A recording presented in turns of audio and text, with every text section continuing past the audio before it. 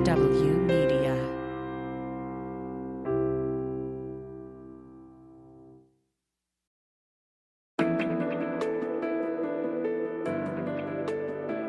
SpyTalk, a podcast at the intersection of intelligence, foreign policy, national security, and military operations. Hi there, I'm Jeff Stein. Welcome to SpyTalk. Some of the biggest news from the war in Ukraine this week comes from the sky. First, there was the collision between a Russian warplane and a U.S. MQ-9 reconnaissance drone. Then came news that Poland was transferring 4 MiG-29 fighter bombers to Ukraine. Then we learned that a U.S. B-52 strategic bomber flew a very provocative mission along Russian airspace. All this was treated carefully by David Cenciotti, the founding editor of the Aviationist, one of the world's leading chroniclers of military aviation news and analysis. Cenciotti is a former lieutenant in the Italian Air Force, a private pilot, and a graduate in computer engineering. He has written 5 books and contributed to many more. We're happy to have him today on the SpyTalk podcast. David Cenciotti, welcome to SpyTalk. It couldn't be more timely to have you on the show because we have this incident with the MQ-9 Reaper reconnaissance drone flown by the U.S. And a Soviet and a Russian aircraft. Now, from your reporting and other reports, the transponder, the identifying transponder of the MQ-9 was turned off. It's not like the Russians can't see it. So what's the purpose of turning off the transponder? Let's say that this is almost standard practice for that kind of mission. I mean, there's no need for an ISR and intelligence surveillance and reconnaissance aircraft to advertise its position to the local radars.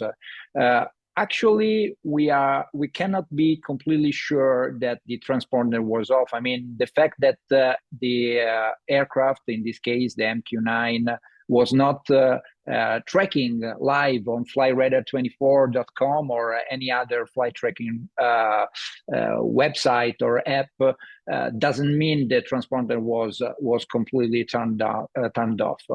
Anyway, if this is the case, meaning that the transponder was turned off, it's this kind of aircraft, these spy planes or drones, operate in due regard, meaning that they separate themselves from other aircraft, flying in international airspace, far from busy airports, and so turning off the transponder is pretty much, standard practice. In contrast, you also reported about a very provocative B-52, nuclear-capable B-52 flying over Russian airspace and up deep into the Gulf of Finland with its transponders on. It was trying to send a message to the Russians.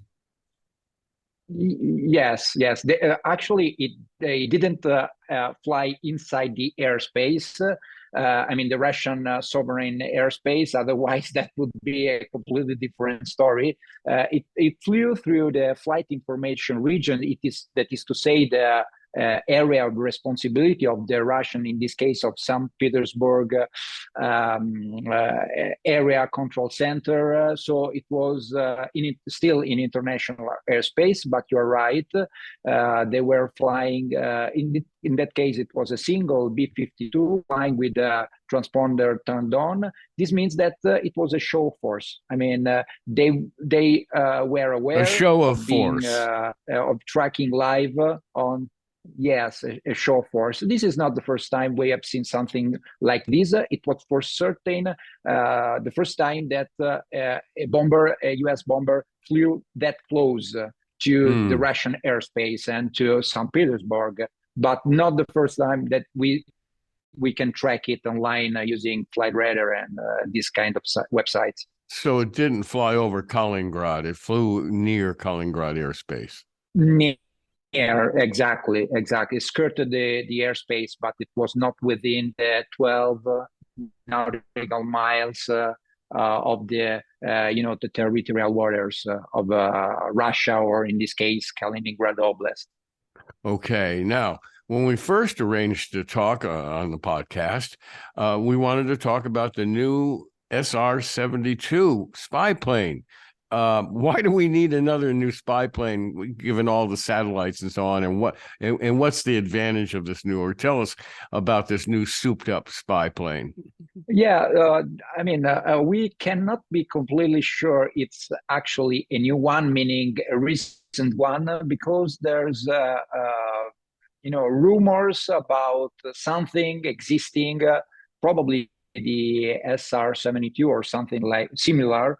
Let's say a replacement, a successor to the retired and pretty famous Lockheed SR-71 Blackbird.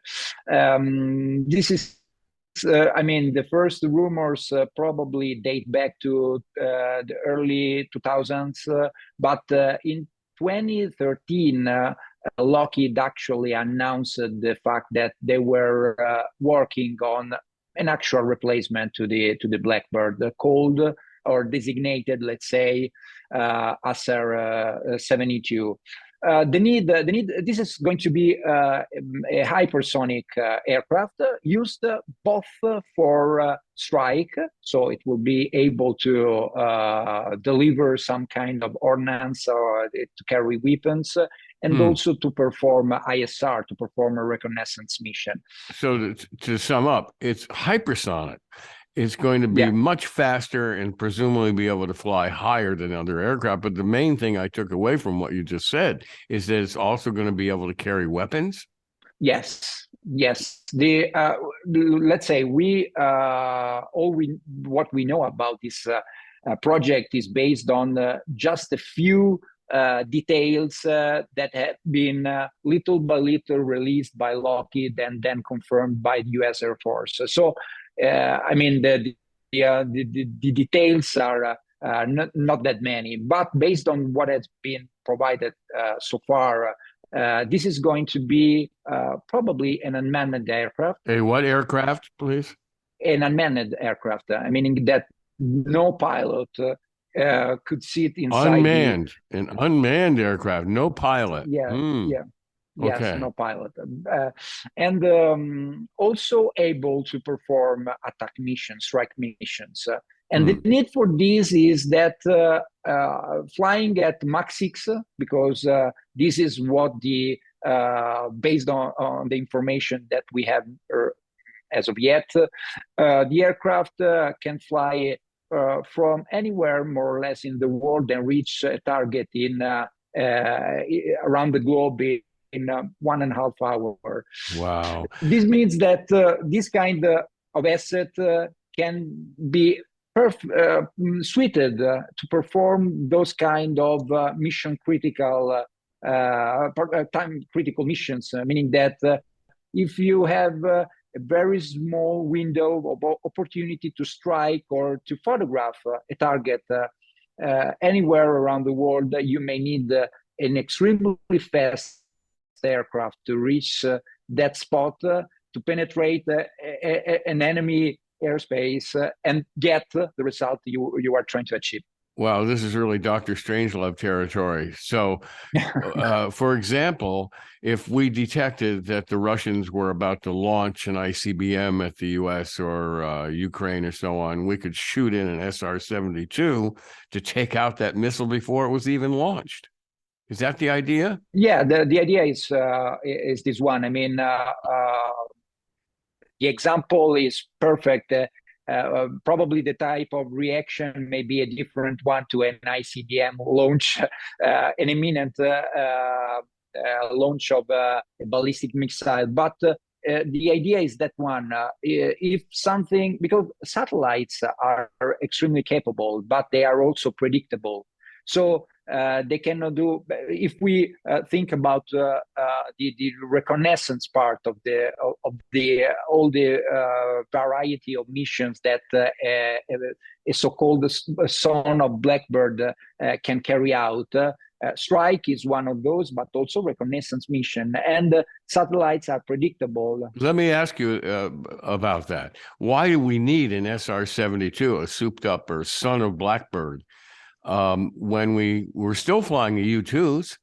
I'm not sure why the SR-71 was retired when we're still flying the U-2s. So why did we actually need this when we have satellites and U-2s and so on? Is it just because of the speed factor, like you suggest? Yes, speed is being considered again as a key factor in order to be able to penetrate, defend the airspace, and unlike satellites, satellites are much more predictable. Meaning you can't, it's not like the movies where you just move a satellite around. In reality, yes, exactly. A satellite has a certain orbit that's predictable. Yeah. And station, yes. and you just can't move it quickly to look at a particular target unless you're very lucky and you happen to be passing over that target. So you need a super fast, hypersonic aircraft that can dart into, say, Russia. And take pictures and record yes. Electronic intelligence over the target. Yes.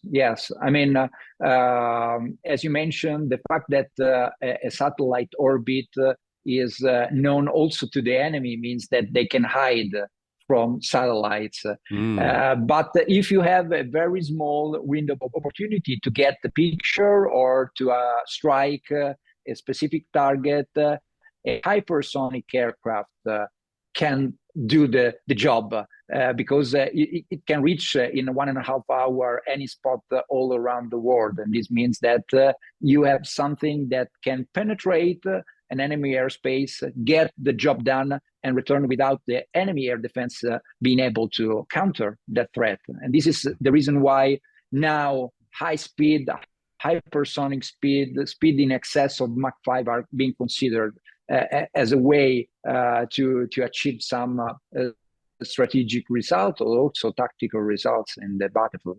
I used to build plastic warplanes when I was a kid, and if I were still that kid, or maybe kids today, want to build a model of that SR-72, that's a pretty sleek aircraft. Now let's turn to other news on the warplanes front.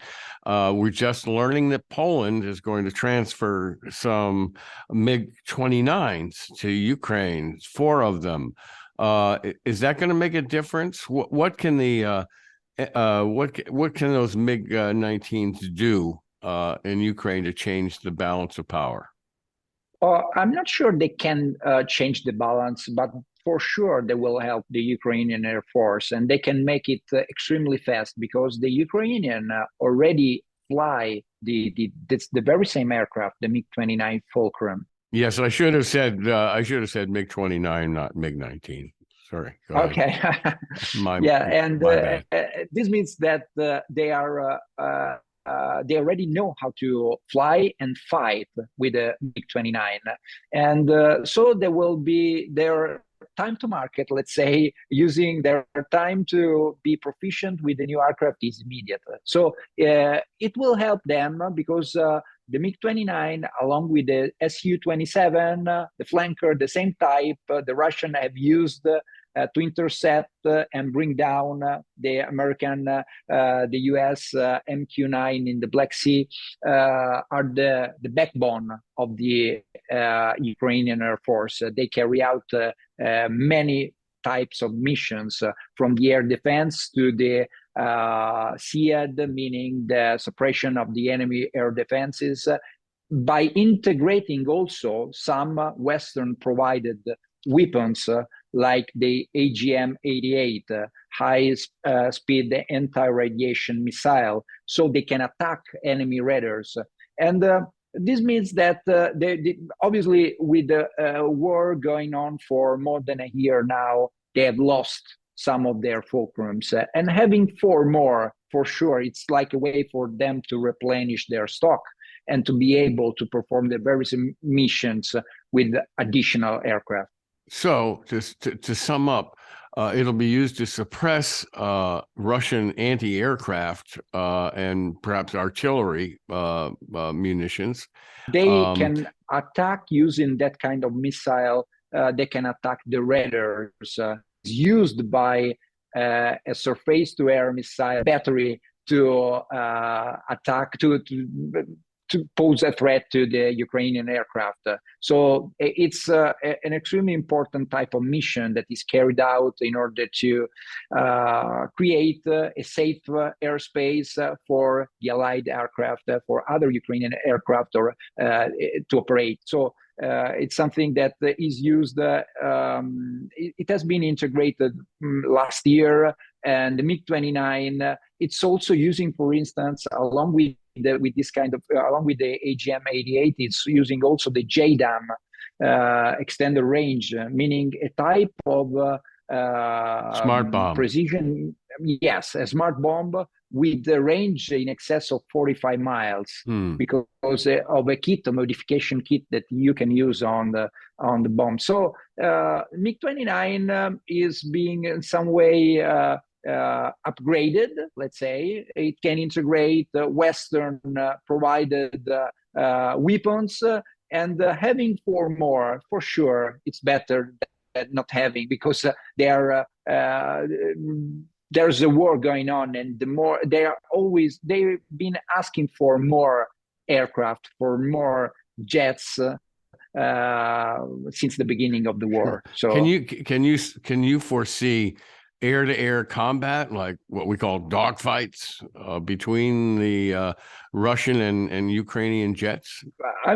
We have seen something happening already every now and then. This is not too often, I mean, but because the tactic is, especially for the Ukrainians, to try to avoid getting in a dogfight or being engaged from long distance by capable Su-35 or, I mean, the most advanced the Russian aircraft, but it may happen. So we have seen some footage coming from Ukraine showing some engagement. So this is something that can always happen. Well, we've seen the general picture has been that the Ukrainians have outmaneuvered, outfought the Russians, that the Russians are slow to maneuver, slow to react, slow using strategies that have not been effective against the Ukrainians. So the Ukrainians are far weaker power with far less manpower and so on, have been able to outsmart the Russians. Do you think that will, or have we seen evidence of that in the sky as well, of Ukrainian pilots outsmarting the Russian pilots? Oh, let's say that in general, what we have seen, we were not expecting probably in the beginning the Ukrainian forces to resist and also to be able to react to the invasion and to fight in the same way that we are seeing.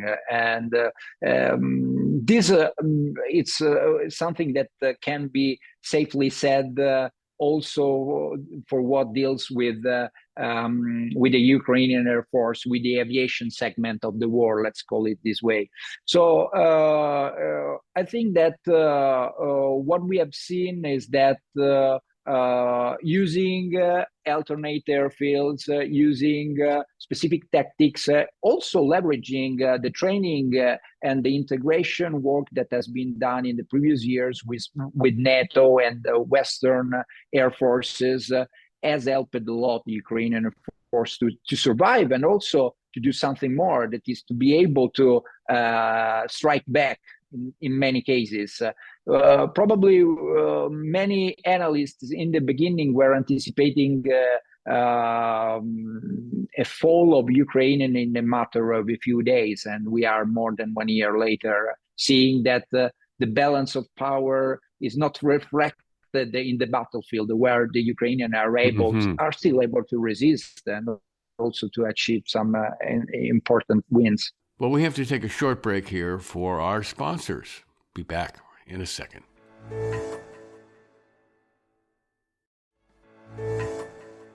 Okay, we're back now with David Cenciotti of the Aviationist. How is the United States aiding, or NATO in general, but particularly we're interested in the United States, aiding the Ukrainian Air Force maneuvers and strategies? Do we have Americans teaching the pilots new tricks, or installing new software in the Ukrainian aircraft, or helping direct Ukrainian airstrikes? Is there deep American involvement? This is something that's being debated a lot. I mean, there probably something, it's happening, but this is the extent of the support that is being provided is not clear. I mean, it's not. It's something that is kept quite. They are keeping a low profile. Low profile. Okay. Of course, the United States has given Poland a lot of military aid, and it's quite possible that the Polish are transferring technology and training that they got from the United States to Ukrainian pilots and other parts of the Ukrainian Air Force. Well, what they are doing for sure, NATO is giving. And all the partners, including the US, all the allies, are providing a lot of weaponry. This means that the AGM-88 kind of missile that I mentioned earlier, the JDAM ER extended range that I mentioned previously, those are weapons that have been provided. There's been a lot of talk in the past few weeks about providing the Abrams tanks. There's a lot. I mean, that is something that is public, that is being discussed, announced. It's somehow on paper. There are other things that have been, in some cases, suggested. There's someone who suggested the US, or generally speaking, NATO, can share some intelligence data with the Ukrainian that may have helped in the past the Ukrainians to carry out some particularly daring attacks or some particular actions in the battlefield. That part is something that let's say, has not been proven, but it's something that it's possible. I mean, there must be a way. There's probably something in progress in terms of sharing intelligence data with the Ukrainian in order to help them. Even though this is something that it's done secretly, probably, and this is something that is more difficult for us to get a clear picture of. Do the Ukrainians have the kind of aircraft, his name escapes me for the moment, but the kind of aircraft that flies above the battle and coordinates all the warplanes during an attack? Do the Ukrainians have anything like that? No, they haven't. They haven't. All the let's say, the most valuable ISR or airborne early warning aircraft that you can see on flight tracking websites, for instance, or you may have heard of. These are all NATO aircraft. They operate close to the border, but not inside Ukrainian. They can gather data. They can have intelligence about what is happening, and that's the reason why they fly there, to look at the airspace, but also to have a clear picture of the enemy order of battle, as it's called. But this is something that is done from the NATO airspace, not inside Ukrainian. The point is that someone suggested some of that intelligence may be shared with the Ukrainians. Seems like likely, even though we don't have clear evidence or details about this. So NATO aircraft, surveillance intelligence aircraft can fly around Ukraine and off Russia and take readings on Russian Air Force positions and flight patterns and so on, and can relay that intelligence to the Ukrainians so they know where the Russians are and when they're coming, where they're coming from. Yeah, this is something that